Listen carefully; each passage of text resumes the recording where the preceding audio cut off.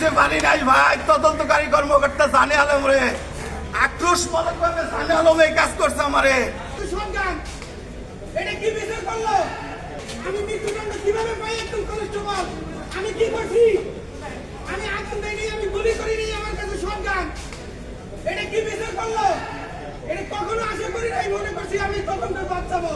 সেই তদন্ত আমাকে বাদ দিল না, আমাকে মিথ্যা মামলায় ফাঁসাইলো। আশুলিয়া দিয়ে খোঁজ নেন ভাই, কে লাশ তুলছে, তার নাম লাশ মামুন হক। আমারে কেন দিল ভাই? আমারে রাষ্ট্রের বলি বানাইলো কেন ভাই? আমি বিচার চাই ভাই, সাংবাদিক ভাই আপনাদের কাছে ভাই। আপনাদের কারণে এই সঠিক তথ্যটা যেন সারা বাংলাদেশের মানুষ জানে। আপনারা রাষ্ট্রের বিবেক ভাই, এটা একটু তুলে ধরেন ভাই, খোঁজ নেন, আশুলিয়া দিয়ে খোঁজ নেন ভাই।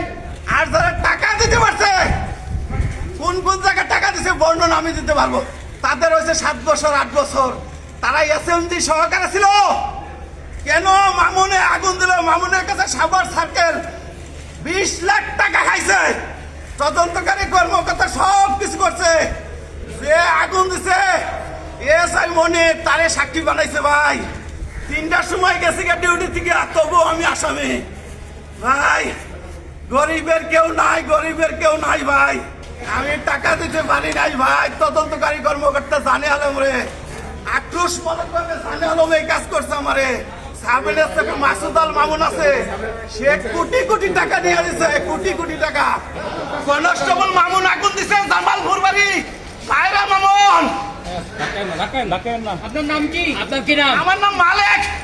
আর এই যে কাঠ ঠিকা দিছে বিরুদ্ধে দেখা যায় কনস্টেবল জুয়েল বাড়ি হলো নড়াইল। আদেশ দাতা গেছিল, আদেশ দাতা আদেশ দাতা জানি না ভাই। আমি 3টার সময় ডিউটি গেছি, 5টার সময় ঘটনা। সেই মাথায় আমাকে সাজা দিছে। ওনার নাম আব্দুল মালিক। ওনার মৃত্যুদণ্ড দিচ্ছে, যাবজ্জীবন দিচ্ছে। আমার ছোট ভাই উনি বললো যে আমি ন্যায় বিচার পাই নাই, যারা ঘটনা করেছে তাদেরকে মামলার মতো আনি নাই।